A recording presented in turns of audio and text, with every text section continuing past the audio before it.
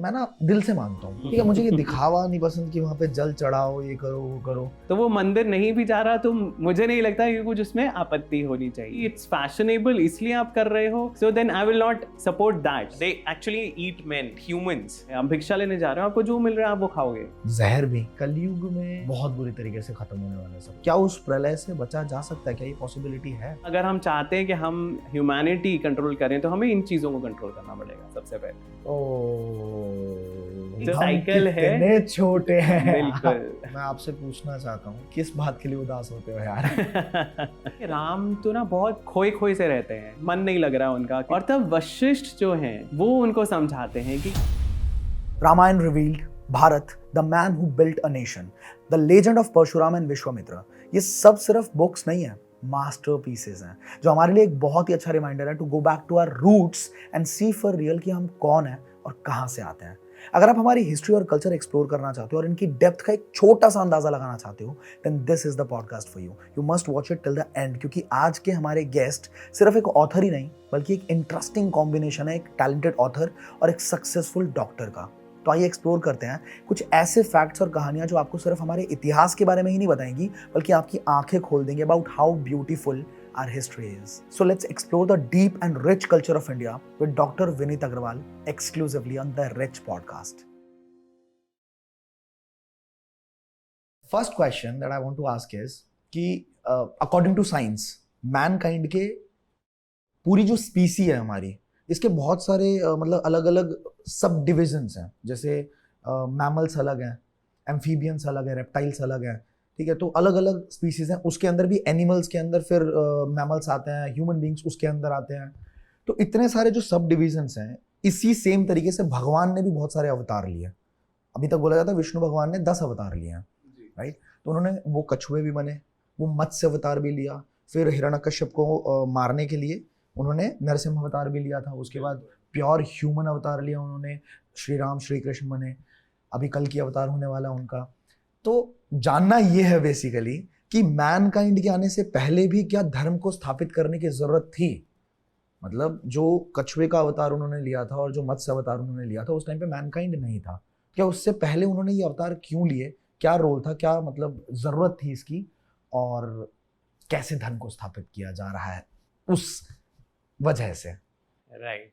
सो Ashutosh, actually एक सबसे पहले जो चीज़ हमें समझनी है वो है कि विष्णु जी का जो कर्तव्य है या जो उनकी रिस्पॉन्सिबिलिटी है इस यूनिवर्स की, दैट इज धर्म की स्थापना जी।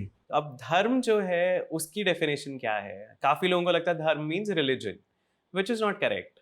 धर्म का अगर आप संस्कृत में आप देखेंगे उसका अर्थ क्या है, वो है जो सही कंडक्ट है एक सही समय के लिए और एक सही स्टेज के लिए।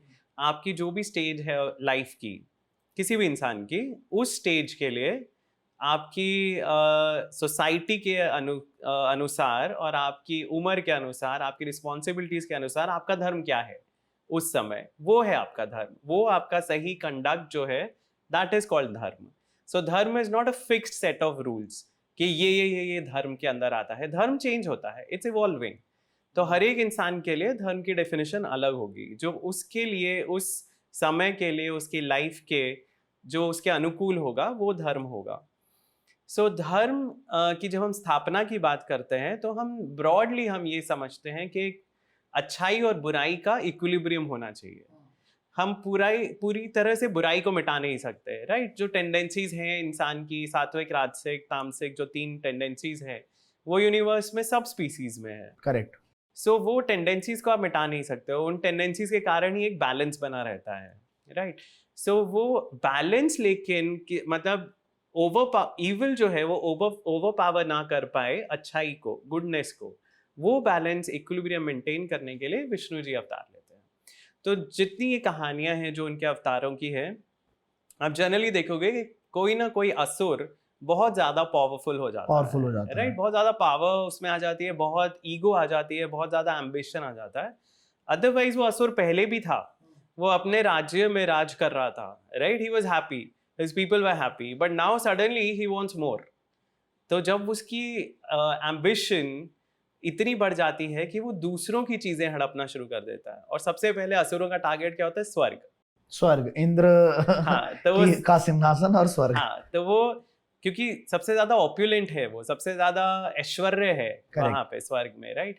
तो उनका टारगेट होता है स्वर्ग, और स्वर्ग तक पहुंचने के लिए उनका स्टेपिंग स्टोन इज अर्थ। तो पहले धरती पे वो अपना साम्राज्य बनाते हैं, साम्राज्य हाहाकार बनाते मचाते हैं, हैं। हाहाकार मचाते हैं, और फिर स्वर्ग की ओर अपनी नजर करते हैं। So clearly every time there is someone who is transgressing his boundaries. जो उनको नहीं करना चाहिए वो कर रहे हैं। तो अब उनको वापस अपने दायरे में लेके जाने के लिए, वो बैलेंस दोबारा मेंटेन करने के लिए विष्णु जी को अवतरित होना पड़ता है। अब इंटरेस्टिंग कहानियां इतनी हैं कि जो राक्षस हैं या असुर हैं, asura is a very broad term जिसके अंदर दैत्य, दानव, राक्षस अलग अलग कैटेगरीज ये आती है। अलग अलग होते हैं ये या अलग अलग होते हैं, सिनोनिम्स हैं एक दूसरे के? नहीं सिनोनिम्स नहीं है, दे आर एक्चुअली, इट्स असुर is an umbrella term. Okay. उसके अंदर अलग अलग कैटेगरीज हैं। तो दिति के जो बच्चे हैं उनको दैत्य कहते हैं, धनु के जो बच्चे हैं वो दानव हैं, rakshasa is a separate category जिसमें actually there are 7 different types of rakshasas. सो जो डिपिक्शंस मिलते हैं स्क्रिप्चर्स में। सो ये सारे जो हैं, ये सारे together they are broadly labelled as asura. और क्योंकि ये थोड़े नेगेटिव डेमोनिक बीइंग्स हैं जो जिनकी टेंडेंसीज हैं दूसरों को तंग करने की, दूसरों को परेशान करने की, या ज़रूरत से ज़्यादा एम्बिशन रखने की, ग्रीड रखने की, लस्ट रखने की। सो आप जितने राक्षसों की कहानियां सुनोगे उसमें it's not just about getting more material riches. उनको सिर्फ और ज़्यादा अमीर और ज़्यादा ऐश्वर्य नहीं चाहिए, उनको हर तरह की एंजॉयमेंट चाहिए लाइफ में। तो राक्षस जो है उनको मैन ईटर्स कहा जाता है। Man eaters. They actually eat men, so they eat humans. Okay. So आप imagine करो कि they were that predator। अगर आपने मूवीज देखी है प्रीडेटर्स, और वो वाली जो पहले आती थी साइंस फिक्शन मूवीज, सो प्रीडेटर उसमें था एक एलियन स्पीसीज थी जो आके यहाँ पे ह्यूमंस को मार देते थे। तो rakshasa was that predator which was there on earth. So अगर हमारे ह्यूमंस, अभी हम सबसे ऊपर है राइट एवोल्यूशनरी चेन में, अगर आप इमेजिन करो कि हमारे से ऊपर एक कैटेगरी होगी जो हमारे ऊपर फीड कर रहे हैं, तो हमारा क्या रिएक्शन होगा? How will we treat them और what will we talk about them? So जो हमारी कहानियां हैं राक्षसों के बारे में, they are all of course negative because they were are predators, right? So rakshasa, दैत्य, दानव, इन सबका जो एक उनकी कोशिश जो होती है वो यही होती है कि हमें और ज़्यादा कुछ मिल सके। और वो बैलेंस मेंटेन करने के लिए विष्णु जी कोई ना कोई ऐसी तरकीब निकालते हैं जिससे उनका जो एडवांटेज है वो न्यूट्रलाइज हो सके राक्षसों का। और राक्षसों के पास एडवांटेज कहाँ से आता है? क्योंकि वो प्रे करते हैं, हजारों साल तपस्या करते हैं, उनकी लाइफ बहुत ज़्यादा है, ह्यूमन से बहुत ज़्यादा लाइफ है उनकी, देवताओं की लाइफ बहुत ज़्यादा है ह्यूमन से, तो वो एडवांटेज है उनके पास। तो वो हजारों साल की तपस्या करके कभी ब्रह्मा जी को प्रसन्न करते हैं, कभी शिव जी को प्रसन्न करते हैं, उनसे वरदान लेते हैं। तो जैसे आपने नरसिम्हा की बात की, तो हिरण्यकशिपु ने क्या प्रेयर की थी? उसने क्या वरदान मांगा था कि मुझे न थल में न नभ में, exactly, न दिन में न रात exactly, में, न धरती पे, मतलब इस तरीके का बिल्कुल। वरदान था तो उनका। ये हमेशा इमोर्टैलिटी चाहते हैं कि हम अमर हो जाएं। अमर हो जाएं। और ब्रह्मा जी हमेशा उनको बोलते हैं कि आप अमर हो ही नहीं सकते, जो भी पैदा हुआ है उसकी मृत्यु निश्चित है। तो कोई ना कोई एक ऐसी बून लेंगे या ऐसा वरदान मांगते हैं जिससे जितना ज्यादा वो प्रोलॉन्ग कर सके अपनी लाइफ, उतना वो करने की कोशिश करते हैं। सो उसकी जो बून थी वो ऐसी बून थी कि उसमें ना मुझे नर मार सके, ना मुझे जानवर मार सके, ना जल में, न थल में, न घर में, न बाहर, न दिन में, न रात में, न अस्त्र से, न शस्त्र से। तो विष्णु जी ने एक ऐसी युक्ति निकाली, या अपन जैसे देसी भाषा में जुगाड़ बोलते हैं, तो वो उन्होंने जुगाड़ निकाला कि उन्होंने एक ऐसा फॉर्म लिया जो एक्चुअली उसकी बून को फुलफिल कर सकता है। तो एक तरह से तो उसने वरदान मांगा था कि मुझे एक ऐसी फॉर्म वाला क्रिएचर मारे ऐसे ऐसे से टाइम पे, और वो उन्होंने फुलफिल किया। तो विष्णु जी का जो कर्तव्य है इस सृष्टि की तरह वो यही है, to maintain the balance of good and evil. और उनके जो अवतार हैं they are not limited only for humans protection, देवताओं की प्रोटेक्शन भी जरूरी है ना, और पूरे सृष्टि की प्रोटेक्शन जरूरी है। जैसे हिरण्यकशिपु का जो भाई था हिरण्याक्ष, वो धरती को उसने डुबो दिया था, धरती को कैप्चर कर लिया था। अच्छा। सो तब उन्होंने वराह का अवतार लिया था और उन्होंने धरती को नीचे जो समुद्र है, अब काफी लोगों को एक क्वेश्चन होता है कि भाई कौन सा समुद्र है, क्या है, तो उसका पूरा हमारे पुराणों में पूरा वर्णन है, विस्तृत वर्णन है कि जो हमारा यूनिवर्स है that is suppose to be spherical, और उसमें 14 लोक हैं अरेंज्ड एक स्ट्रेट लाइन में, जो ब्रॉडली है यूनिवर्स के अंदर, पूरे हाँ यूनिवर्स के अंदर 14 लोक, 14 कैटेगरीज हैं बेसिकली, जिसमें सबसे ऊपर ब्रह्मलोक है। अच्छा, जैसे ब्रह्मलोक, देवलोक।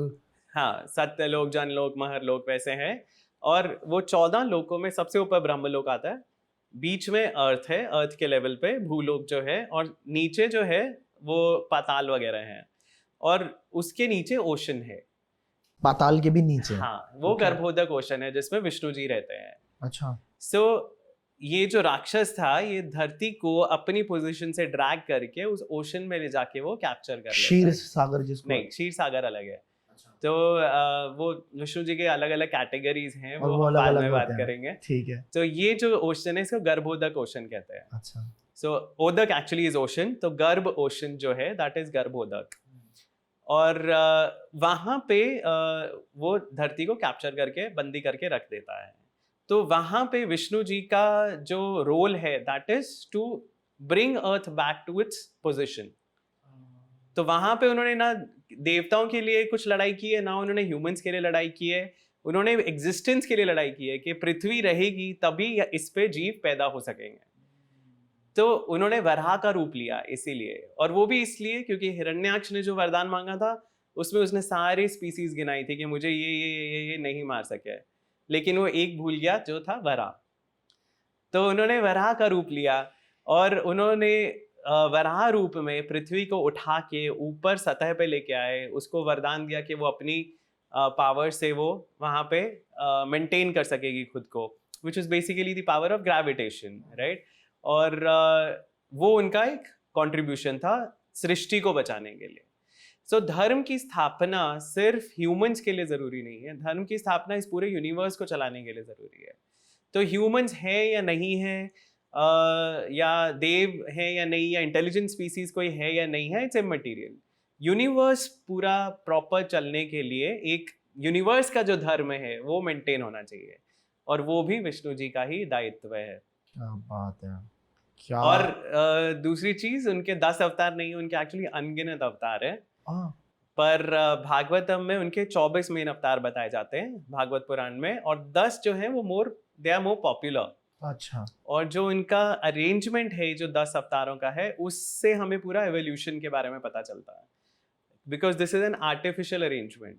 क्रोनोलॉजिकली हम सबसे पहले बात करते हैं 10 अवतारों में मत्स्य अवतार की, पर एक्चुअली मत्स्य अवतार is one of the most recent avatars. ऐसा क्या? क्योंकि वो अभी 7th मनवंतर के टाइम हुआ था, और वराह अवतार वाज द फर्स्ट अवतार। जब धरती ही डूब गई थी तो धरती को उठा के वो लेके आए थे, लेकिन जो ऑर्डर है वो इस तरह बनाया गया है कि आपको पता चल सके एवोल्यूशन का कॉन्सेप्ट। तो आप मत्स्य से शुरू करते हैं, आप कूर्म पे जाते हैं, एम्फीबियन पे, फिर आप वराह पे आते हैं। अच्छा। और फिर आप जाते हैं नरसिम्हा पे, तो which is moving towards humanity, right, जिसमें एक बीस्ट है और एक मैन भी है। और फिर आते हैं Vamana, who is like the primitive man. और फिर परशुराम जो जंगल में रहते थे, you know he is using axe, crude tools हैं बेसिकली इंसान के पास। फिर राम और कृष्ण और बुद्ध आते हैं। सो एक पूरा कॉन्सेप्ट है जो एवोल्यूशन का दर्शाता है ये 10 अवतार में, बट ओरिजिनली भगवान जी के बहुत सारे अवतार हैं। आपने बोला बुद्ध, बुद्ध भी विष्णु भगवान के अवतार? बिल्कुल, मतलब बहुत लोगों को इस पे डाउट होता है और बहुत लोगों को क्वेश्चन है, पर उसमें कोई डाउट है ही नहीं, क्योंकि अगर आप पहली बार सुन रहा हूँ ये नहीं, क्योंकि कोई पुराण पढ़ता नहीं है। हाँ, एक्चुअली हम तो गलती मानते हैं अपनी। बुद्ध अवतार बिल्कुल दिए गए हैं एज एन अवतार, उनका पर्पस अलग था, उनका पर्पस था, और मतलब अलग अलग पर्पस है, और मल्टीपल बुद्ध अवतार मेंशन है एक्चुअली। तो काफी लोग बोलते हैं कि ये वो बुद्ध अवतार नहीं है जो हमारे जो भागवत पुराण में लिखे गए हैं, पर लेकिन बहुत सारे पुराणों में मेंशन है बुद्ध अवतार का। और काफी सारी चीजें जो तंत्रा से रिलेटेड हैं हिंदुइज्म में, they are very similar to the Buddhist practices. In fact बहुत सारे गॉड्स सिमिलर हैं, गॉड्स एंड गॉडेसेस सिमिलर हैं। सो बहुत क्लोजली रिलेटेड है ये दोनों रिलीजन्स। मतलब ऐसा नहीं है कि Buddhism was completely against Hinduism. हाँ, वो तो नहीं है, वो तो आज भी नहीं है। बिल्कुल। और बुद्ध जी ने, जो लोगों की एक गलत फहमी है कि बुद्ध जी ने वेदों को नकारा था, वैसा नहीं है। एक्चुअली उनका क्या कहना था कि वेदों की जो नॉलेज है उस टाइम, जो लोगों के पास वेदों की नॉलेज थी वो इम्परफेक्ट थी। तो उन्होंने कहा था कि ये he talked against that imperfect knowledge, कि आप वेदों की इम्परफेक्ट नॉलेज को यूज करके लोगों को कंट्रोल कर रहे हो, विच ही वॉज अगेंस्ट। सो ये भगवान के अलग अलग तरीके हैं इंसानियत को या सृष्टि को एक सही राह पे लाने के। समझ गया, जबरदस्त तरीके से आपने बताई ये चीज, बहुत बढ़िया। अब ये सवाल था कि कलयुग में हम सबको पता है विनाश होने वाला है, बहुत बुरी तरीके से खत्म होने वाला है सब कुछ, और वो शायद हम तो रहेंगे भी नहीं, हो सकता है हमारा अगला जन्म, उसका अगला जन्म, उसका अगला जन्म कभी देखे कि क्या होगा। बट क्या ऐसा हो सकता है कि जैसे बचपन में सुनते थे ना मम्मी पापा से या उससे कि भाई गलती हो गई तो गलती मान लो, माफी मांग लो और सब कुछ ठीक हो जाएगा। तो अगर आज के टाइम पे इंसान खराब होता चला जा रहा है, दुर्बुद्धि आती चली जा रही है, अगर इंसानियत पूरी तरह से मिलके ये चीज समझ जाए और धीरे धीरे करके अपने आप को शिफ्ट करना शुरू कर ले, तो क्या उस प्रलय से बचा जा सकता है? क्या ये पॉसिबिलिटी है? सो एक्चुअली आई विश वैसा पॉसिबल हो, बट क्योंकि ये साइकिल है, जो युगों का साइकिल है ना, ये इट्स अ रेपिटेटिव साइकिल, तो होगा तो वही। और उसका कारण ये नहीं है क्योंकि कि साइकिल बना हुआ इसलिए होगा, पर उसका कारण ये है जो हमारी प्रवृत्तियां हैं, जो मैंने पहले भी कहा, सात्विक, राजसिक और तामसिक जो गुण हैं, उसके हिसाब से वो इतनी ओवर पावरिंग होते हैं ना, लोगों को इतना ज़्यादा कंट्रोल कर लेते हैं कि इंसान अपने इंटेलेक्ट से, दिमाग से नहीं सोचता है।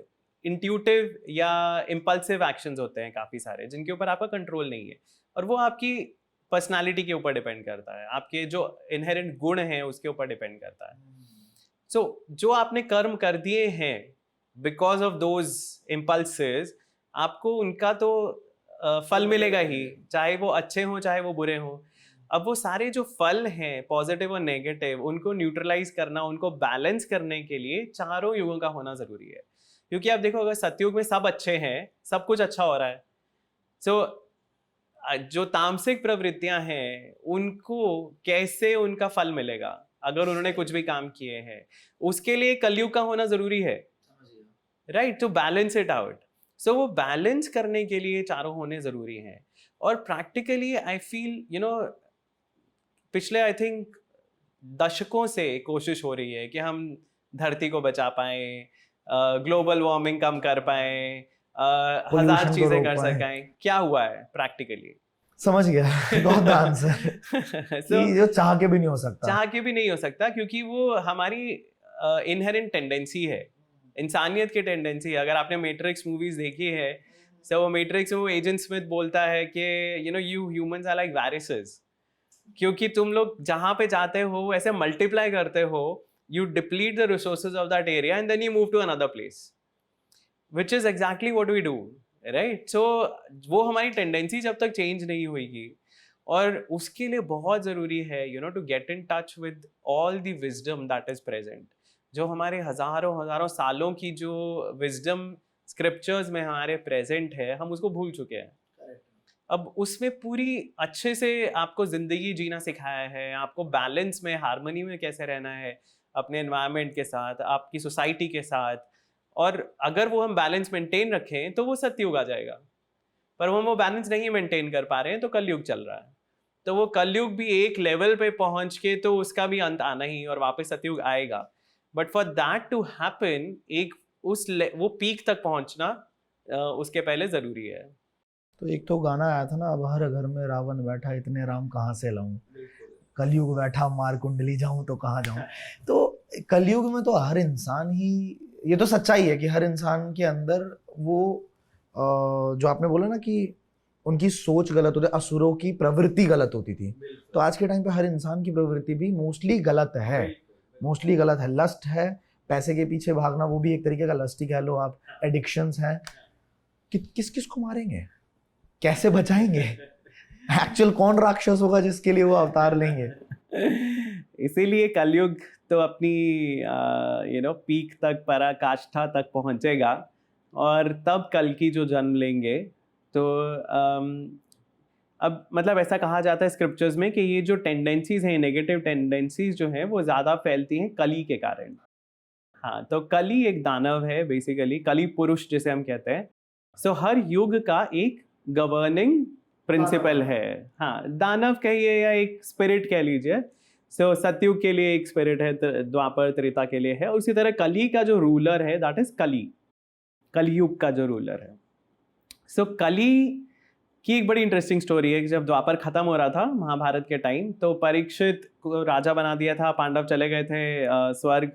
और परीक्षित जब एक दिन अपने किंगडम में घूम रहे होते हैं, भ्रमण कर रहे होते हैं, उन्हें एक इंसान नज़र आता है, एक बुल को, एक बैल को पीटता हुआ लाठी से।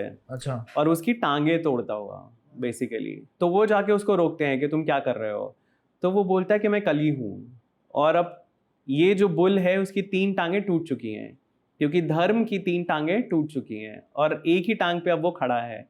ये है कलयुग का रूल, कि धर्म की 4 चीज़ें, मतलब 3/4 धर्म जो है वो खत्म हो चुका है, 1/4 रह गया है, और अभी कली का ही रूल होना है। पर परीक्षित कहते हैं कि जब तक मैं हूँ तो मेरे किंगडम में प्रवेश नहीं कर सकते हो।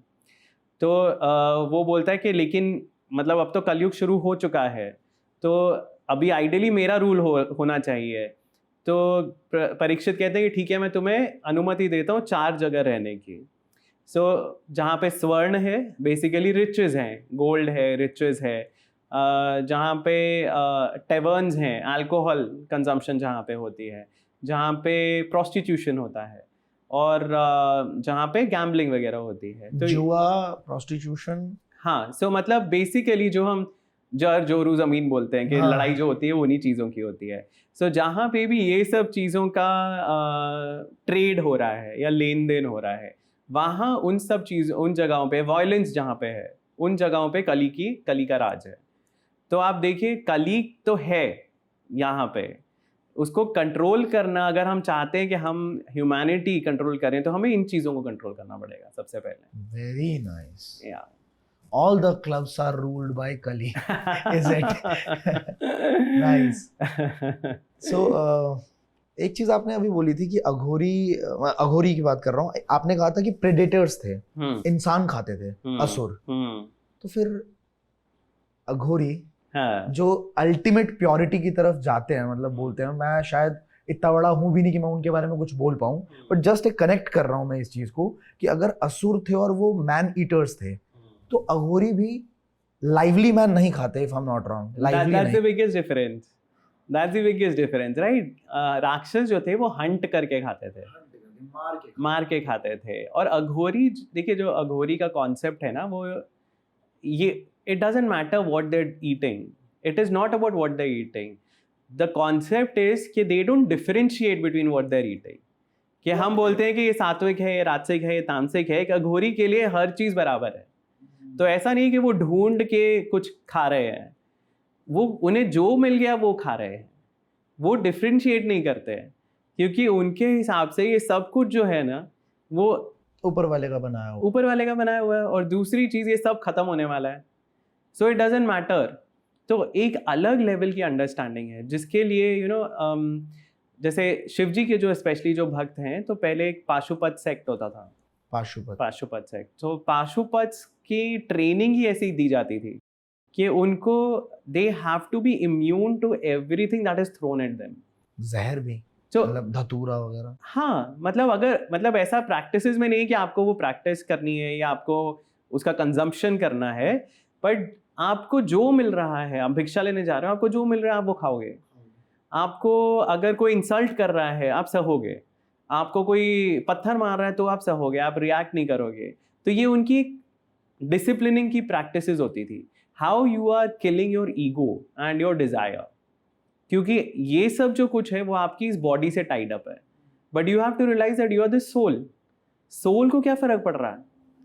अल्टीमेट योगी। बिल्कुल। तो अघोरी होना एक मतलब बहुत मिसअंडरस्टूड चीज है इंडिया में, क्योंकि इंडिया में हाँ, पूरे मैं वर्ल्ड चाहूंगा में। इसके ऊपर आप थोड़ा प्रकाश डालिए, क्योंकि ये है एक्चुअली एक डार्क साइड है। लोग अलग, मतलब जैसे आप पॉडकास्ट हो रहे हैं, कुछ रील्स आ रही हैं, कुछ लोग कमेंट कर रहे हैं इसके ऊपर, तो थोड़ी बहुत जानकारी, मुझे भी ये जानकारी नहीं थी।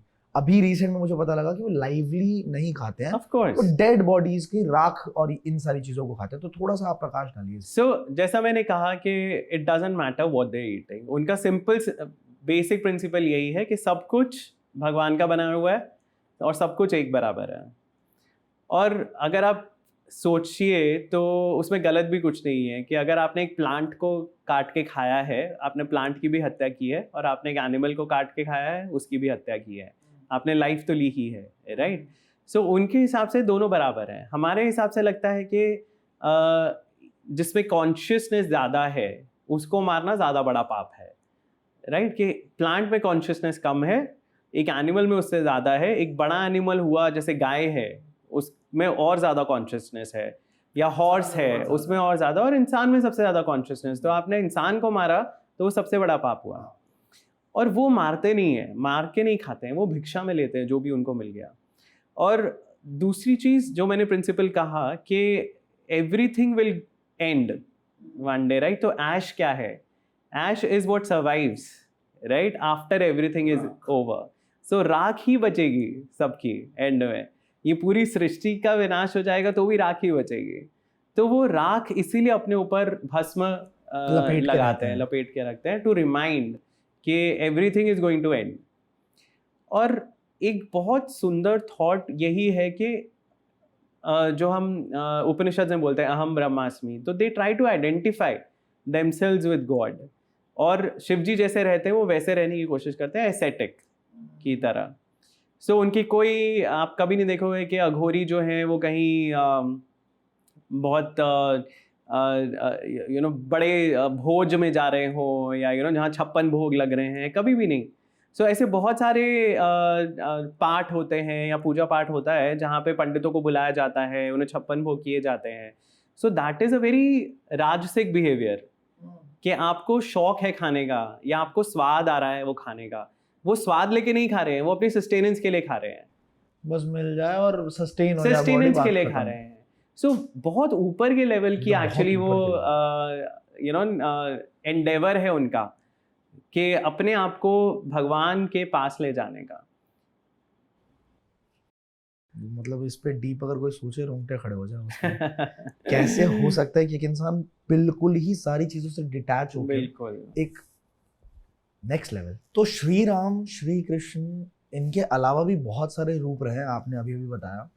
तो कौन से ऐसे 2-3 इम्पॉर्टेंट कैरेक्टर्स रहे हैं, रूप रहे हैं, अवतार रहे हैं भगवान विष्णु के, त्रेता युग या द्वापर युग या सतयुग, किसी में भी, जो बहुत छुपे हुए हैं लेकिन बहुत मेजर रोल उन्होंने प्ले किया है, और उन्होंने क्या क्या किया है, थोड़ा सा इनके बारे में बताइए। सो जैसा मैंने पहले एक बताया आपको, अवतार वराह अवतार जो थे, मतलब हम रियलाइज नहीं करते कि उसकी इंपॉर्टेंस क्या है, पर अगर धरती नहीं होती तो हम लोग सब होते ही नहीं, राइट? तो एक बहुत बहुत बेसिक लेवल पे उनका कंट्रीब्यूशन था कि धरती को वापस लेके आना अपने स्थान पे।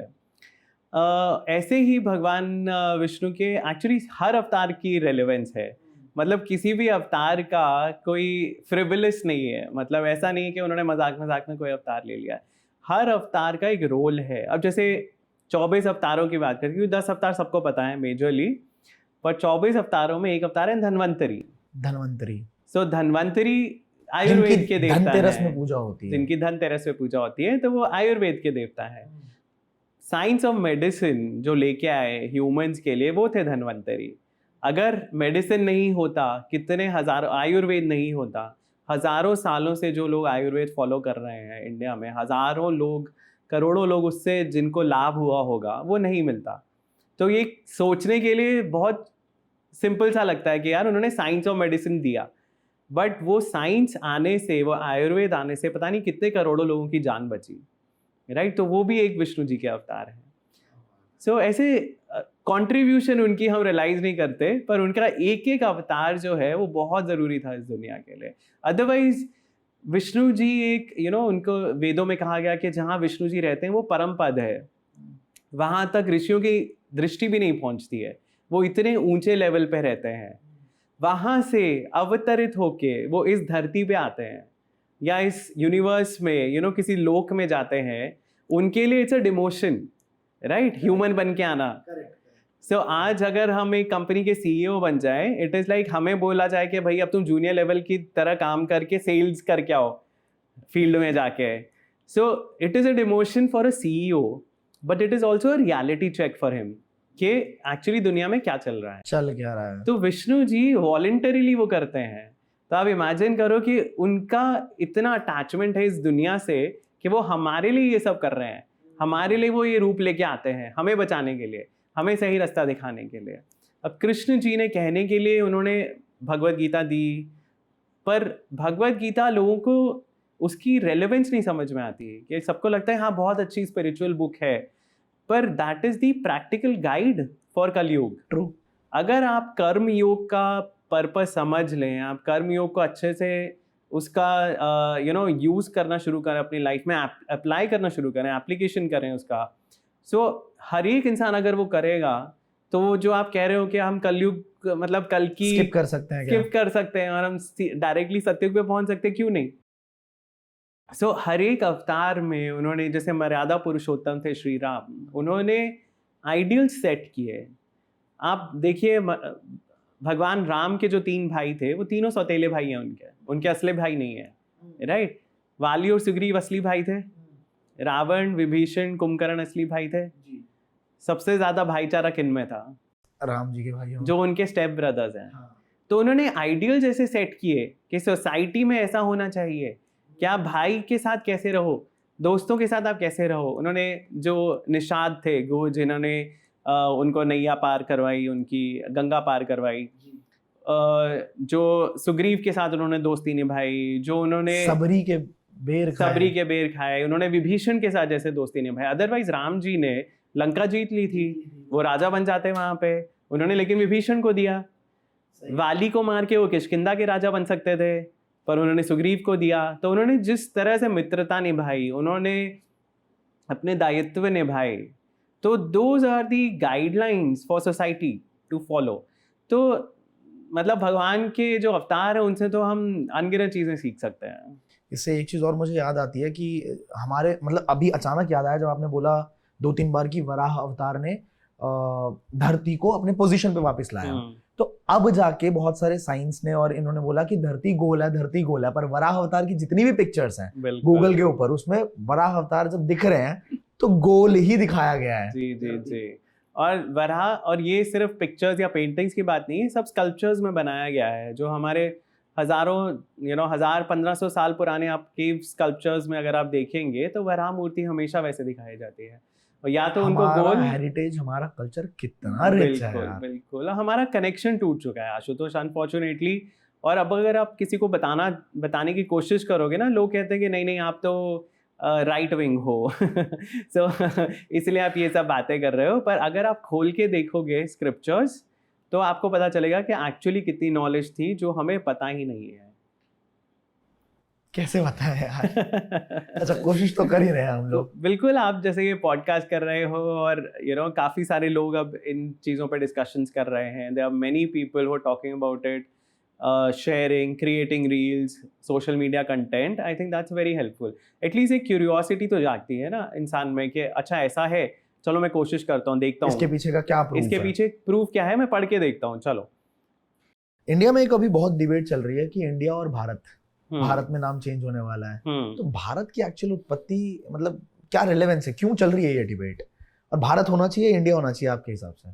सो मेरे हिसाब से तो हमारी कॉन्स्टिट्यूशन में दोनों नाम है जी, तो दोनों ही रहने चाहिए, क्योंकि इंडिया एक हमने अडॉप्ट कर लिया था उस time as a internationally recognised name. So I don't see any reason के मतलब उसको, मुझे नहीं लगता कि उससे कोई नुकसान है हमें। कहीं किसी पॉडकास्ट में ही किसी इंसान ने ये चीज बोली थी, मेरे ही पॉडकास्ट में मुझे याद आ रहा है, कि इंडिया का मतलब किसी ऑक्सफोर्ड डिक्शनरी या किसी किताब के अंदर इंडिया वर्ड का मतलब होता है बेवकूफ, गधे। नहीं ऐसा कुछ नहीं है। सी, इंडिया जो नाम आया है ना, हिंदुस्तान, इंडिया, इंडस रिवर, ये इंडस रिवर से आए हैं। तो सिंधु रिवर से हिंदू बना, पर्शियंस बिकॉज वो स नहीं बोल पाते थे तो वो हिंदू रिवर बोलते थे, और हिंदू रिवर के इधर जो लोग रहते थे वो हिंदूज हो गए। सो ब्रॉडली वहाँ से नाम आया हिंदुस्तान। और हाँ, और इंडस रिवर से इंडिया बना because Greeks called it Inde, the land beyond Indus was इंडे।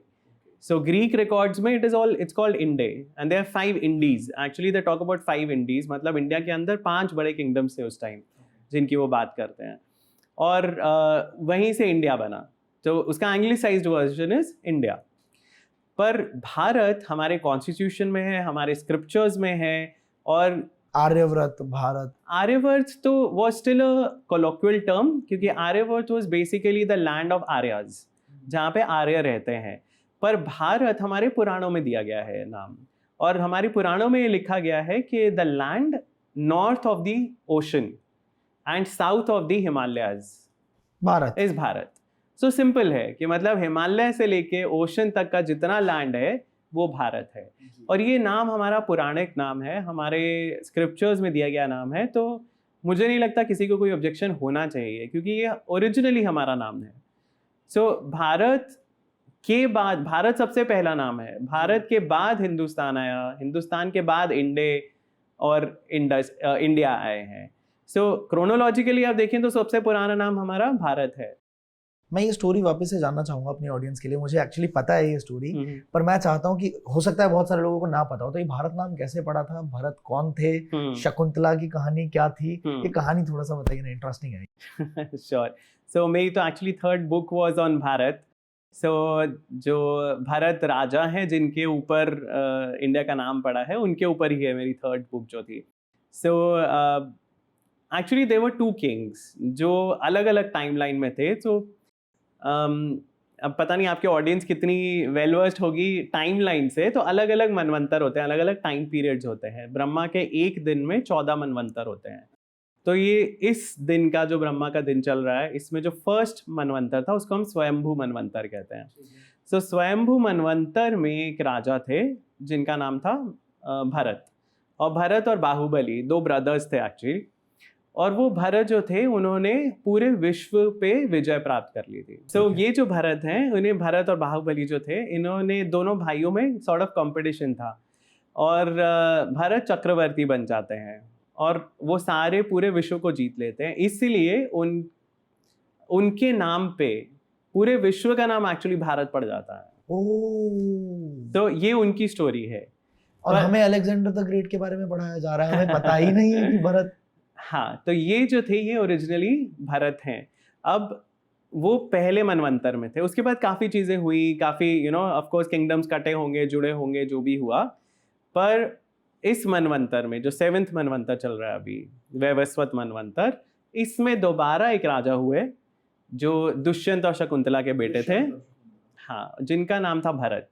और उन्होंने दोबारा पूरे कंट्री को जोड़ा, और उनके जो वंशज थे, जो भरत ट्राइब्स हैं, वो एक्चुअली ऋग्वेद में भी मेंशन है। तो ऋग्वेद में एक बहुत बड़ी बैटल मेंशन है, और एक्चुअली लोगों को पता भी नहीं है कि वेदों में लिखा क्या है, पुराणों में क्या लिखा है, वेदों में क्या लिखा है, लोगों को आइडिया भी नहीं होता है। लोगों को बहुत वेग आइडिया होता है, यार वेद हमारी रिलीजियस बुक्स हैं, ठीक है, पुराणों में मे बी स्टोरीज हैं, भगवद गीता में थोड़ी टीचिंग्स हैं, फिलॉसफी है, दैट्स अबाउट इट।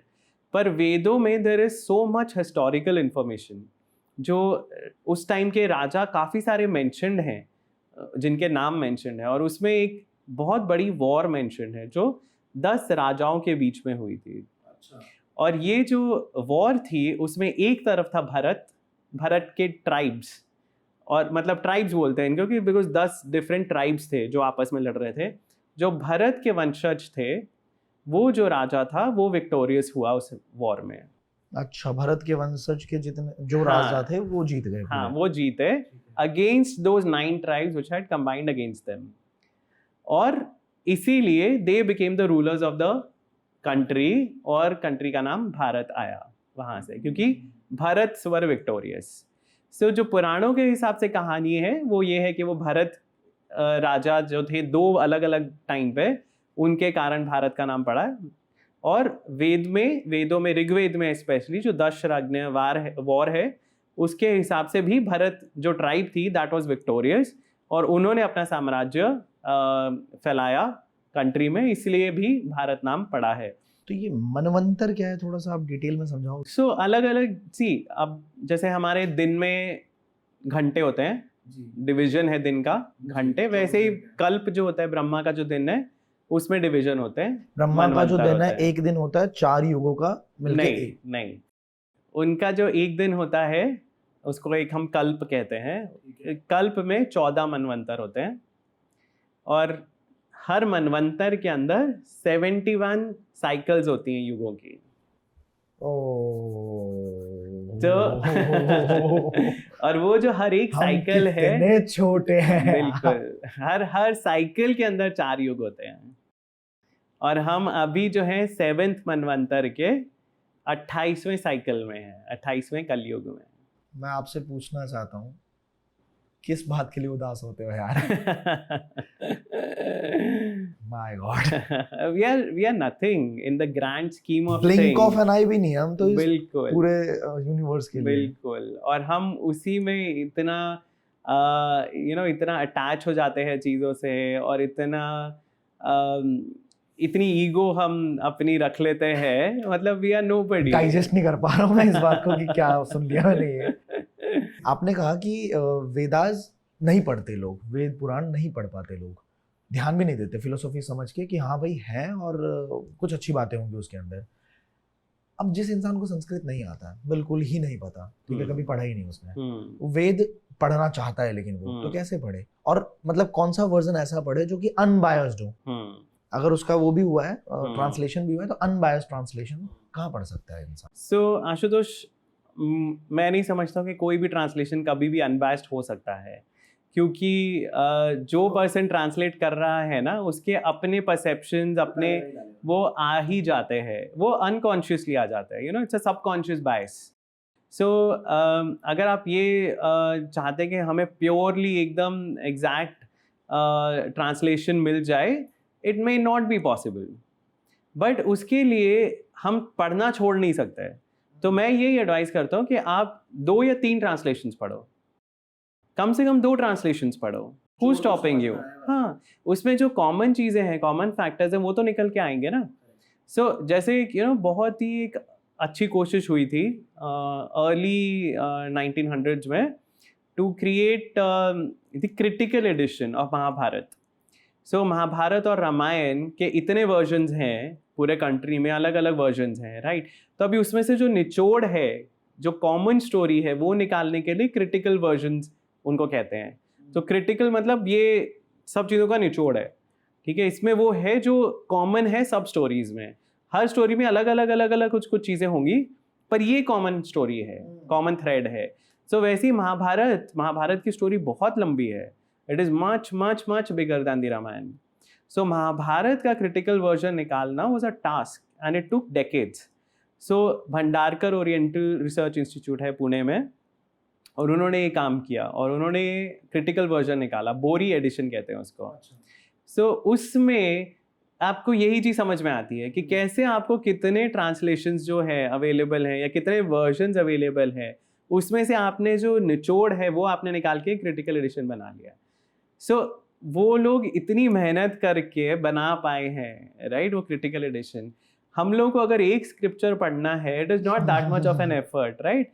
आपको अगर ऋग्वेद पढ़ना है, एक आप हिंदी में ट्रांसलेशन ले लीजिए, या जो भी लैंग्वेज आप कंफर्टेबल है उसमें, और एक इंग्लिश में ट्रांसलेशन ले लीजिए। तो एक आइडियली एक इंडियन ऑथर का होना चाहिए, एक किसी फॉरेन ऑथर का होना चाहिए, क्योंकि आपको डिफरेंट पर्सपेक्टिव्स पता चलेंगे, और उसमें जो कॉमन चीज़ें हैं वो निकल के आपको मिल जाएंगी।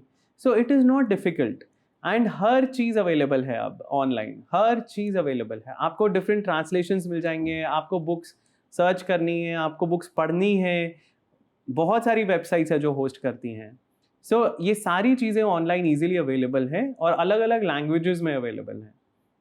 काफ़ी लोग, जितने भी पॉडकास्ट मैं लेता हूँ, तो काफ़ी लोग जो स्पिरिचुअली इंक्लाइंड पॉडकास्ट होते हैं, तो उसके अंदर बहुत, मैं हर इंसान ही कहीं ना कहीं एम्फेसाइज करता है कि वेदों को पढ़ना चाहिए। मैं बड़ा क्यूरियस हूँ, मैं पढ़ूंगा, जरूर पढ़ूंगा, बट आप थोड़ा सा चंक्स बता सकते हैं क्या कि वेदों में एग्जैक्टली है क्या, क्या फ़ायदा मिलेगा एक इंसान को? सो देखिए, जैसे मैंने पहले भी बोला कि वेदों में बहुत सारी इन्फॉर्मेशन है। मेरे हिसाब से, मेरे पर्सपेक्टिव से मुझे लगता है कि वेदों को पढ़ना ज़रूरी है हमें अपनी हिस्ट्री जानने के लिए। अपना जो हमारे बिलीव्स हैं, वो कोर जो बिलीव्स हैं वो वेदों से आते हैं। तो पुराणों की रचना ही इसलिए की गई थी बेसिकली कि जो वेदों में कहा गया है उसको एक्सप्लेन किया जा सके। सो बहुत सारी स्टोरीज हैं जिनका हिंट मिलता है वेदों में, और वो स्टोरीज आपको अगर समझनी है कि वो है क्या, स्टोरी क्या है, तो वो पुराण पढ़ के ही आप समझ सकते हो। तो वेद व्यास जी ने ही वेद सारे कंपाइल किए थे, उन्होंने लिखे नहीं है, उन्होंने कंपाइल किए हैं। वेदों की जो रचना है वो अलग अलग ऋषियों ने की है, अलग अलग जो मंत्र हैं वो अलग अलग मंत्र दृष्टाओं को दिखे हैं। सो वो उन्होंने जो मंत्र इकट्ठे किए वेद व्यास जी ने, उन्होंने सब इकट्ठे कंपाइल किए और उनको डिवाइड किया ईज के लिए, कि हम जो कलयुग के लोग हैं उनको समझने में आसानी रहे। और उन्होंने ही पुराणें लिखी इसीलिए कि जो कलयुग के डम्ब लोग होंगे उनको वेद भी अगर समझ में नहीं आते तो उनको कम से कम कहानियां तो समझ में आएंगी। तो उन्होंने उनको इलैबोरेट किया और स्टोरीज बताई। सो वेदों को पढ़ने का आई थिंक सबसे ज़्यादा इम्पोर्टेंस जो मुझे लगती है वो है टू अंडरस्टैंड हमारे कोर बिलीव्स क्या है। जो आत्मा का कॉन्सेप्ट है वो उपनिषद से आता है, या उपनिषद भी वेदों का ही पार्ट है। सो मैं वेद और उपनिषद दोनों की इकट्ठे बात कर रहा हूँ। सो वेद और उपनिषद से ही हमारे बेसिक कंसेप्ट हैं। कर्म का कॉन्सेप्ट क्या है, आत्मा, परमात्मा, ब्रह्मन, पर ब्रह्मन, द साइकिल ऑफ लाइफ, संसार, ये जो सारे बेसिक कॉन्सेप्ट्स हैं ये वेदों से ही आते हैं, वेदों और उपनिषद से आते हैं।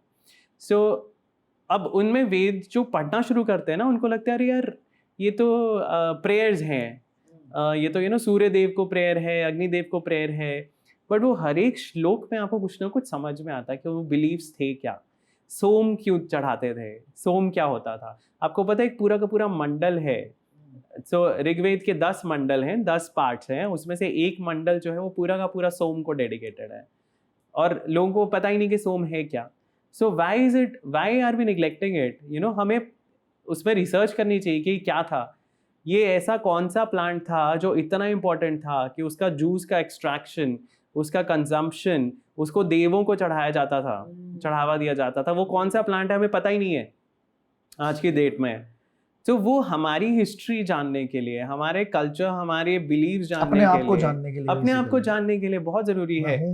मैं हूँ कौन दुनिया भर में ढूंढ रहे हैं, what is purpose of my life, exactly. और उपनिषद में तो जो इतने ब्यूटीफुल जो थॉट्स हैं, जो एग्जिस्टेंशियल क्वेश्चंस हैं, वही कि मैं हूँ कौन और मैं क्यों आया हूँ, ये धरती क्यों बनी, क्रिएशन क्यों बनी, वगैरह वगैरह, वो सब आंसर्स हैं उपनिषद में। और फिर बोलते हैं कि अरे मैं तो नहीं मानता, मैं तो भाई नास्तिक आदमी हूँ, क्योंकि पढ़ता ही नहीं कोई, क्योंकि अंदर घुस के देख तो सही, नहीं पढ़ते भी नहीं है। और it is very fashionable to say to be an atheist, it's fashionable. या लोग बोलते हैं कि I am agnostic, so because that's another very fashionable term. But agnostic का मतलब होता है the person who accepts that he doesn't know, right, he doesn't know but he is willing to find out. आप कोशिश कर रहे हो क्या? लेकिन अगर आपने बोल दिया मैं एग्नोस्टिक और आपने वहीं पे छोड़ दिया, so how will you progress spiritually? आप ट्राई तो करो ढूंढने का। आप पढ़ोगे नहीं, खोल के नहीं देखोगे उसमें लिखा क्या है, उसमें हिडन मीनिंग क्या है, और उसमें जो रेलेवेंस क्या है, जो चीज़ें बताई गई हैं उनका सिग्निफिकेंस क्या है हमारी लाइफ के लिए, वो रेलेवेंट है या नहीं आज के टाइम के लिए, वो आप एनालाइज नहीं करोगे तो आपको उससे कोई बेनिफिट नहीं मिलेगा। ट्रू। मेरे ही बहुत सारे दोस्त हैं, मतलब बिल्कुल करीबी दोस्त भी हैं ऐसे। शायद बचपन से ऐसा माहौल रहा नहीं, हमारा तो माहौल रहा तो हम पूजा पाठ हमने घर में ही देखा है। रोज मेरे पापा, जब से मैंने वो संभाला, मैं देखता आ रहा हूँ कि पापा 1.5 घंटा पूजा करते ही करते हैं, कुछ भी हो जाए। अनलेस कभी ट्रेन में ट्रैवल कर रहे हैं तो उसमें थोड़ा छूटता था, बाकी हमेशा देखा है मैंने। और या फिर कभी किसी की फैमिली ट्री के अंदर कुछ, जैसे कोई शांत हो गए, खत्म हो गए, तो उसमें 1 हफ्ते का गैप पड़ता है, ये तो हमेशा देखा है मैंने। तो इसलिए मैं स्पिरिचुअली इंक्लाइंड बचपन से हुआ। बट मेरे ही बहुत सारे करीबी दोस्त हैं, मंदिर जाऊंगा, बाहर खड़े हो जाएंगे, ठीक है, बाहर से प्रणाम कर लेंगे, अंदर आ जा, अरे क्या, ठीक है आप जाओ, बस जूते उतारने पड़ेंगे, छोटी छोटी बातें, जूते उतारने पड़ेंगे। उससे कभी शांत होके बैठो, पूछो भाई ऐसा क्यों करता है, तो यार मैं ना दिल से मानता हूँ, ठीक है, मुझे ये दिखावा नहीं पसंद कि वहां पे जल चढ़ाओ, ये करो वो करो, दिल से मानता हूँ। उनको क्या कहना चाहोगे आप? मतलब मैं स्पेशली ये क्लिप उसको मैं दिखाऊंगा, भेजूंगा कि भाई ये तुम्हारे लिए पूछा था मैंने। देखिए हिंदुइज्म में ना सबसे, जो सनातन धर्म में सबसे ज़्यादा एक खूबसूरती है वो ये है कि हमारा कभी भी एक रूल नहीं है सबके लिए जी। हर इंसान अपनी तरह से भगवान को अप्रोच कर सकता है। ये तो आप उसकी तरफ से कह रहे हैं अब ये भेज नहीं पाऊंगा मैं।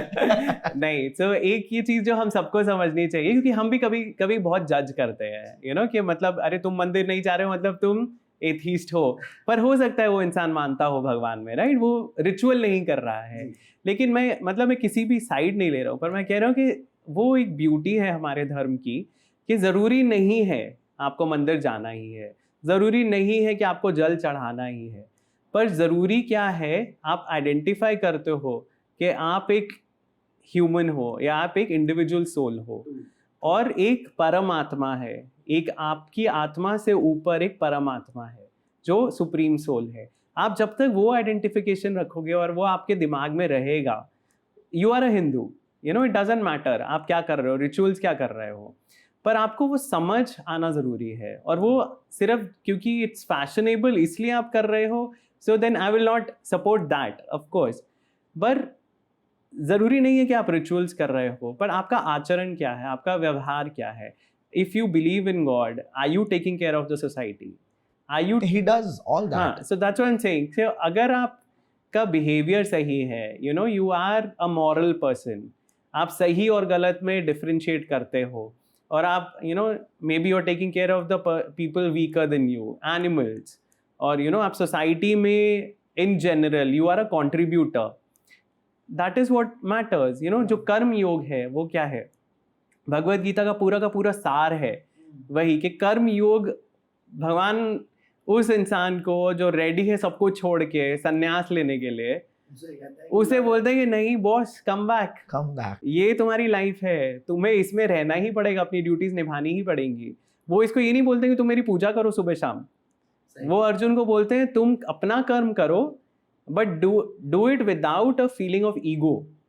तुम उस हिसाब से करो कि तुम मेरे लिए वो चढ़ावा है, कि तुम मेरे लिए वो कर रहे हो, पर तुम अपनी ड्यूटीज कर रहे हो। अगर वो इंसान वो करता है तो वो मंदिर नहीं भी जा रहा, तो मुझे नहीं लगता कि कुछ उसमें आपत्ति होनी चाहिए। यहाँ से एक बहुत बड़ा मैसेज निकलता है, मुझे फील हुआ अभी जस्ट शेयरिंग, कि अगर भगवान ने अपना आके यहाँ पे कंट्रीब्यूशन किया धरती को बचाने में, धरती को संरक्षित करने में, मैनकाइंड को बचाने में, तो भगवान भी यही चाहते हैं कि मेरे जितने अंश जा रहे हैं वो भी मेरे बाकी अंशों का ख्याल रखें, कंट्रीब्यूट करें सोसाइटी। बिल्कुल, देखिए पूरा जो सेटअप है हिंदुइज्म का या सनातन धर्म का, वो है बना ही इसलिए है, इंडिविजुअल के लिए नहीं बना है वो। आप देखिए वेस्टर्न सोसाइटी कैसी है, it is more individual oriented, right, capitalistic society है, और ईस्टर्न सोसाइटीज हमेशा से ज़्यादा सोशलिस्ट सोसाइटीज थी। It was more about the community and the society rather than one person, और वो धर्म में भी डिफरेंस है। सो हिंदुइज्म में या सनातन धर्म में सोसाइटी को दिमाग में रख के सारे प्रिंसिपल्स बनाए गए हैं, जो धर्म, अर्थ, काम और मोक्ष, जो 4 पुरुषार्थ बताए जाते हैं, और जो 4 आश्रम हैं, सो ब्रह्मचर्य, गृहस्थ आश्रम, वानप्रस्थ एंड संन्यास। तो जो गृहस्थ है he is the main member of society, क्योंकि वो कंट्रीब्यूट कर रहा है, वो पैसे अर्न कर रहा है, वो सोसाइटी को सस्टेन कर रहा है, दान दे रहा है। जो लोग धर्म के कर्मों में लगे हुए हैं, जो पंडित हैं या जो वानप्रस्थ में है या जो सन्यास में है, उनको भिक्षा कौन देता है? वो गृहस्थ ही दे सकता है, राइट? अगर हर कोई छोड़ के सन्यास ले लेगा तो सोसाइटी कैसे चलेगी? सो चारों वर्णों का, चारों आश्रमों का और चारों पुरुषार्थों का होना बहुत जरूरी है सोसाइटी के लिए। सो धर्म, अर्थ कमाना, पैसा कमाना is not bad, it is needed. और स्क्रिप्चर्स में लिखा गया है कि भाई आप सही तरीके से आप पैसा अर्जित करो और उसको आप यूटिलाइज करो, और उसके ब्रॉड डिविजन्स हैं कि 1/3 you use for your own personal growth, 1/3 you use for the society. और वो सोसाइटी को जब आप देते हो तो उसका क्या पर्पस है? आप सोसाइटी में दूसरे लोगों को हेल्प कर रहे हो ग्रो करने के लिए। सो ये सारी चीज़ें जो सनातन धर्म के प्रिंसिपल्स हैं वो बने ही इसलिए हैं कि आप एक दूसरे की हेल्प कर सकें। समझ गए। बस एक चीज़ यहाँ पे ये भी है कि जैसे हमने बात करी अभी इसके बारे में कि मंदिर नहीं जाता तो वहाँ पे बात आती है कि अगर ये इंटरेस्ट लेगा नहीं तो स्पिरिचुअली ग्रो कैसे करेंगे? हाँ तो देखिए अभी उसमें भी अलग अलग तरीके हैं। तो जैसे हमने बात की कर्म योग है, अगर उसको ये सेंस है कि मैं जो कर रहा हूँ वो भगवान के लिए कर रहा हूँ, सो इट इज़ फाइन, राइट। दूसरा जो तरीका होता है भक्ति योग का है, कि भक्ति योग में क्या है कि आप यू हैव लेफ्ट एवरीथिंग, आप सिर्फ भगवान से जुड़ के, जैसे मीराबाई थी या तुलसीदास थे, तो वो भक्ति योग का रास्ता है, आप उससे भी भगवान से जुड़ सकते हो। पर हर कोई ज़रूरी नहीं है वो करे, वो रास्ता ले। ज्ञान योग का रास्ता है। सो ज्ञान योग में you are intellectually trying to understand this whole universe, what is the origin, God as the origin, कि भगवान ही सोर्स हैं सारी क्रिएशन, कि आप इंटेलेक्चुअली हाँ मानसिक तौर पे आप समझने की कोशिश कर रहे हो, which is also a valid way. और फिर और वेराइटीज़ हैं, और तरीके हैं, योग है, मेडिटेशन है, तो आप अलग अलग तरीक़ों से जुड़ सकते हो। जब तक आपको जैसा मैंने कहा आपको स्पिरिचुअली ग्रो करने के लिए ज़रूरी नहीं है कि आपको रिचुअल्स ही करने हैं। स्पिरिचुअली ग्रो करने के लिए आपको वो रियलाइजेशन को डेवलप करना है और उसको फर्दर प्रोग्रेस करना। काफी लोगों को हेल्प करने वाला है ये जवाब काफी लोगों को हेल्प करने वाला है। सॉर्टेड लाइफ के साथ वो स्पिरिचुअली इंक्लाइन हो सकते हैं। बिल्कुल। Lovely. Now we are moving towards the end. So अभी तक जितनी भी किताबें आपने पढ़ी हैं, जितना कुछ भी आपने अपने रिसर्च के अंदर पढ़ा भी है, बचपन से आप पढ़ते आ रहे हैं, अमर चित्र कथा आपने बताया, तो what has been, which book has been the favourite book of doctor Vineet Agarwal? बहुत सारी है एक्चुअली आशुतोष, क्योंकि इतनी टॉप 3 तो of course Bhagavad Gita, I think, क्योंकि भगवद गीता जो है ना, वो उपनिषद में जितने फिलोसॉफिकल थॉट्स हैं अलग अलग तरह के, उन सब का निचोड़ है एक, और इट्स अ समरी। और कहते भी हैं कि सारे उपनिषद जो हैं, अगर वो उनको हम गाय मान ले, तो भगवद गीता उनका निचोड़ है, उसका गाय का जो दूध है वो है। कौन सी भगवद गीता पढ़नी चाहिए? सो मतलब ट्रांसलेशन के हिसाब से आप बोल रहे हो? सो देखिए, गीता प्रेस गोरखपुर है, उनका सिंपलेस्ट ट्रांसलेशन आता है, जनरली सिंपलेस्ट है। सो इट इज़ एज पर, उसमें कोई इंटरप्रिटेशंस नहीं है। सो उसमें जैसा संस्कृत का श्लोक है, उसका हिंदी में या दूसरे लैंग्वेजेस में भी अवेलेबल है, सिंपल ट्रांसलेशन अवेलेबल है, and it is up to you कि आप उसको कैसे इंटरप्रेट करते हो। पर ऐसे ही बहुत सारी कमेंट्रीज भी हैं, फिर काफ़ी आचार्यों की कमेंट्रीज हैं, काफ़ी लोगों ने उस पर कमेंट्रीज की हुई हैं, तो उसमें लेकिन उनका अपना पर्सनल पर्सपेक्टिव आ जाता है। अगर आपको सिंपल ट्रांसलेशन पढ़ना है तो गीता पर्सपेक्टिव अपना खुद का लगाइए, पर्सपेक्टिव दिमाग। हाँ। और ऑब्वियसली ऐसा ही करना भी चाहिए एक इंसान को। देखिए, करना चाहिए, बट उसके लिए लेवल ऑफ मैच्योरिटी भी चाहिए, हर इंसान नहीं कर पाएगा, राइट। तो उसके लिए कमेंट्रीज आर यूजफुल। अगर मुझे नहीं समझ में आ रहा कि अच्छा हाँ, इसका ये लिखा है, इन्होंने श्लोक लिखा है, अभी बहुत सिंपल सी चीज़ है, जैसे काफ़ी डीप मीनिंग उसमें श्लोक हैं, जैसे कहा जाता है कि वासांसी जीर्णानी यथा विहाय नवानी गृह्णाति नरोपराणी। सो जैसे पुराने कपड़े छोड़ के इंसान नए पहन लेता है, वैसे ही जो आत्मा है वो पुराना शरीर छोड़ के नया पहन लेती है। अब एक इंसान जो, आप सोचिए कोई मे बी वेस्टर्न फिलॉसफी में पला बड़ा है, उसको आप एक्सपोज करते हो एक ऐसे थॉट को, क्या उसको वो इमीडिएटली समझ में आएगा? उसका कॉन्सेप्ट ही नहीं है रीइंकार्नेशन का। सो काफ़ी जगह आपको कमेंट्रीज की ज़रूरत होती है जो एक्सप्लेन करती हैं। So it depends on you, but simplest is Gita Press Gorakhpur, उसके अलावा बहुत सारी कमेंट्रीज अवेलेबल हैं। So Bhagavad Gita definitely, but I would say सीधा भगवद गीता पे जाने के पहले थोड़ी स्टोरीज पता करना is better, so there is also a book called Yoga Vashishtha. Yoga Vashishtha, Yoga Vashishtha is a very very underrated book, और उसमें भी बहुत हद तक फिलोसॉफिकल डिस्कशंस हैं, और इट्स वेरी इंटरेस्टिंग। जैसे भगवद गीता में कृष्ण जी अर्जुन को ज्ञान दे रहे हैं लाइफ में वापस जुड़ने के लिए, और कैसे लाइफ में रहते हुए अपने दायित्व का निर्वाह करते हुए वो भगवान से जुड़े रह सकते हैं। योग वशिष्ठ में इट्स अ ब्यूटिफुल एपिसोड, जिसमें जब राम जी को लेने विश्वामित्र आते हैं अयोध्या, तो वो राम और लक्ष्मण को लेके जाते हैं जंगल में। तो उसके पहले जब राम जी को बुलाया जाता है, तो दशरथ को जो मंत्री वगैरह हैं वो बोलते हैं कि राम तो ना बहुत खोए खोए से रहते हैं काफ़ी टाइम से, तो वो ना किसी भी चीज़ में मन नहीं लग रहा है उनका, किसी भी चीज़ में दिलचस्पी नहीं ले रहे हैं। जो उनका फेवरेट हॉर्स था वो उस पे जाते थे राइड करने, वो भी नहीं गए हैं काफ़ी टाइम से। जहाँ वो टहलने जाते थे वहाँ नहीं गए हैं काफ़ी टाइम से। ऐसे ऐसे वो उनको डिस्क्रिप्शंस दे रहे हैं। तो दशरथ पूछते हैं कि क्या हुआ, और वो जो मंत्री हैं वो बताते हैं कि राम अपने किंगडम के टूर पे गए थे पहले, and he is a boy, right, मतलब ही इज़ नॉट इवन 16। तो वाल्मीकि रामायण में जो है वो कहते हैं कि 16 साल के भी नहीं हुए थे वो तब तक।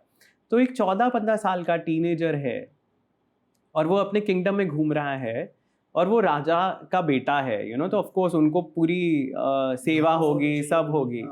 पर वो ऑब्जर्व कर रहे हैं लोगों की ज़िंदगी, और वो देख रहे हैं जो दुख हैं, तकलीफ हैं, और काफ़ी चीज़ें ऐसी हैं जो उन्होंने बचपन में देखी थी वो अब नहीं रही, या जो चीज़ें उनके सामने हैं उनको एक रियलाइजेशन हुई कि ये ख़त्म हो जाएंगी। तो एक बहुत ही वैराग्य वाला उनका एक रियलाइजेशन आता है, फेज आ जाता है उस यंग एज में। और तब वशिष्ठ जो हैं वो उनको समझाते हैं कि ये change is the only thing which is constant, तो उससे do not let it affect you, पर तुम्हारा जो कर्तव्य है वो तुम्हें करना है। और ये वशिष्ठ जो ज्ञान दे रहे हैं राम जी को, उसको बोलते हैं योग Vashishtha. It's a beautiful book, और उसमें बहुत सारी स्टोरीज हैं, उसमें स्टोरीज के अंदर स्टोरीज के अंदर स्टोरीज हैं। तो it's a beautiful book, and I always recommend, अगर कोई एक्चुअली सीरियस है पढ़ने के लिए तो योग वशिष्ठ ज़रूर पढ़नी चाहिए। ये दो बुक्स तो मेरे को बहुत पसंद है। भगवद गीता मोरलाइज बिकॉज हम सबको पता है, तो it is simpler to grasp. Yoga Vashishtha थोड़ा सा डिफिकल्ट होता है, और उसमें स्टोरीज हैं। So जिसको मजा आता है पढ़ने में वो जरूर पढ़े। जिसको मजा आता है उसको वो एंजॉय करेगा, मेरे जैसा इंसान पढ़ेगा। हाँ, तो वो योग वशिष्ठ। और तीसरी बुक में बोलूँगा, अगेन मतलब ज़रूरी नहीं कि हम सारी स्क्रिप्चर्स की ही बात कर रहे हैं, पर एक किताब है जिसको बोलते हैं कथा सरित सागर। हाँ, कथा सरित सागर जो है, it is not a religious book at all, it is actually again stories with in stories with in stories. So and ऐसा माना जाता है कि उसके 7 पार्ट थे और अब एक ही बचा उसमें से, और 7 पार्ट्स थे, हाँ, जिसमें से एक ही बचा है। मतलब over time it got destroyed and all that, पर वो जो एक पार्ट है ना उसमें भी इतनी स्टोरीज हैं, और उन स्टोरीज में आपको बहुत सारे कॉन्सेप्ट्स मिलते हैं रिलीजन के, कि जो उस टाइम के लोग फॉलो करते थे। तो it was written somewhere probably in the Gupta period, possibly तो 4th सेंचुरी 5th सेंचुरी के आसपास की होंगी, क्योंकि बहुत सारी लिटरेरी अचीवमेंट्स हुई थी उस टाइम में। बहुत सारे हमारे विद्वान, मैथमेटिशियंस, आर्यभट्ट, वराहमिहिर, कालिदास, ये सब उस टाइम के जो सुश्रुत, चरक, मतलब they are said to have been existing around the same time. So 4th 5th century was kind of the golden age of India, जो सोने की चिड़िया जब हम बोलते थे। In every way, materially we were very prosperous, intellectually बहुत सारी चीज़ें हो रही थी, क्रिएटिव आर्ट्स में बहुत कुछ हो रहा था, स्कल्पचर्स वगैरह बहुत बनाए जा रहे थे। जो सबसे पुराने केव्स हैं वो 4th 5th सेंचुरी के मिलते हैं। सो मतलब बहुत कुछ हो रहा था उस टाइम में, और वहीं से जो नींव डली वही आगे कैरी फॉरवर्ड हुई। तो कथा सरित सागर में जो स्टोरीज हैं, हमें समझ में आता कि इस तरह की सोसाइटी थी, and it was a very beautiful, very open society. अभी के हिसाब से, जैसे एक बड़ा यूनिक सा क्वेश्चन है कि जिस तरह का माहौल अब है, राम जी आए तो राम जी की एक वेशभूषा हमारे दिमाग में आती है, ठीक है, सर पे मुकुट है और नीले कलर का उनका शरीर है जैसे फोटोज में दिखाते हैं। श्री कृष्ण है तो उनके हाथ में बांसुरी है, सर पे मुकुट है, अगेन मोर पंख है। कल की अवतार जो आएंगे तो वो आज के टाइम ऐसे अगर आएंगे तो कोई भी समझ जाएगा कि ये कल की अवतार है। ऐसे तो वो आएंगे नहीं, तो वो कैसे आएंगे, क्या लगता है आपको, किस तरह? देखिए, कहना मुश्किल है, पर कल की अवतार के बारे में जो डिपिक्शंस है उसमें सिर्फ बस इतना मेंशन है कि मतलब ऑफ कोर्स जो सबसे इम्पोर्टेंट चीज़ें हैं वो है कि he will be riding a divine horse. So अब वो horse may not actually be a horse in today's time, मतलब it could be a machine, it could be a AI, हाँ, it could be a machine, but उनका जो he'll be able to travel the world सबसे पहले on that horse. हाँ, so clearly so clearly it is not an animal, it has to be something different, और कहीं ना कहीं technology का ज़रूर रोल होगा, और क्योंकि उनकी जो स्टोरी है उसमें भी एक टॉकिंग पैरेट है। सो अब वो talking parrot could actually be सिरी हो सकती है सच could में। be anything, right? So a talking parrot could be anything. So technology ज़रूर कहीं ना कहीं काम आएगी, और उसमें जो स्टोरीज है ना, काफ़ी जगह एक एपिसोड है जैसे जिसमें वो एक रीजन में जाते हैं, वहाँ पे एवरीथिंग इज डेड और वहाँ पे टॉक्सिक फ्यूम्स हैं सब जगह। तो वहाँ पे उनको बताया जाता है कि आप अंदर मत जाओ, यहाँ पे विष कन्याएं रहती हैं। सो दे आर एमिनेटिंग पॉइजन, और वो जो पॉइजन छोड़ती हैं उसके कारण सब कुछ खत्म हो गया यहाँ पे। वेजिटेशन, एनिमल्स, ह्यूमंस तो रह ही नहीं सकते, तो वो पूरा एरिया बंजर हो चुका है और वहाँ टॉक्सिक फ्यूम्स हैं। This is very similar to what factories and radiation could do. जहाँ पे pollution इतना ज़्यादा है, nothing else can grow, right? You're poisoning the soil, you're poisoning the water.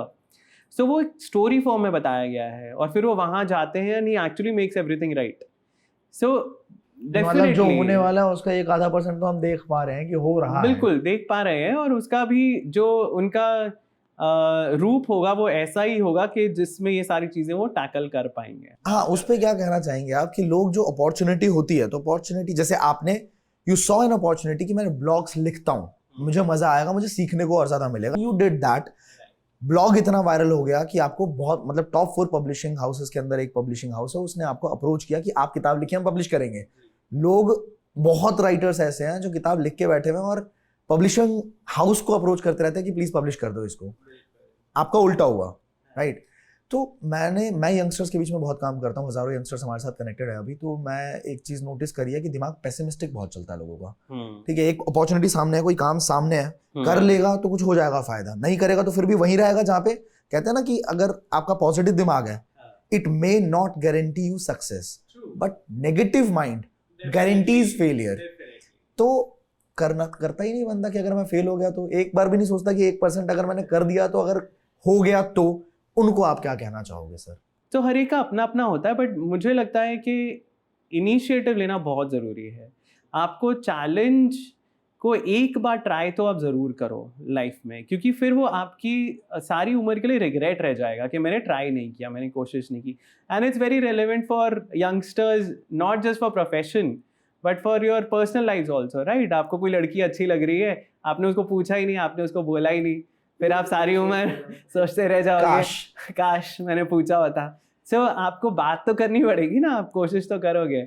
I think it's very simple, मतलब and I think आज की date में, आज की एज में everybody is ready to move on, so कोई भी चीज़ ऐसी नहीं है कि जिसका आपको लॉन्ग टर्म इम्पैक्ट होगा। So you should give it a shot. Beautifully answered. क्योंकि अगर नहीं किया आपने तो रिग्रेट जरूर रहेगा। Beautifully answered actually. It was nice being in a conversation with you, sir. Same here. बहुत अच्छा लगा। And this was just the first episode. पहली बार मैं आपसे मिला हूँ और first episode हमने रिकॉर्ड किया है। And I promise the audience कि बहुत जल्द दूसरा एपिसोड भी आने वाला है। If you have some questions, क्योंकि अभी बहुत डिटेल्ड पॉडकास्ट हुआ है और मेरे अंदर ना सवाल अभी सच बताऊं तो सैकड़ों हो गए हैं। आपसे बात करते करते बहुत सारे सवाल आ गए हैं, बट हमें टाइम को रिस्पेक्ट करना पड़ेगा। एक पॉडकास्ट की लेंथ ज्यादा होगी तो ऑडियंस पहले ही देखती है, अच्छा ये 1.5 घंटे का यार क्लिक करूं कि ना करूं। तो आपके अगर कुछ सवाल होते हैं, कमेंट सेक्शन पूरा आपके लिए, आप सीधा सीधा सवाल पूछ सकते हैं। जो भी रिलेवेंट क्वेश्चंस मुझे लगेंगे, अच्छे क्वेश्चंस लगेंगे, उनको अगले पॉडकास्ट में भी हम सर के साथ इंक्लूड जरूर करेंगे। और सर आप आएंगे? बिल्कुल, मजा आएगा। My pleasure. Thank you.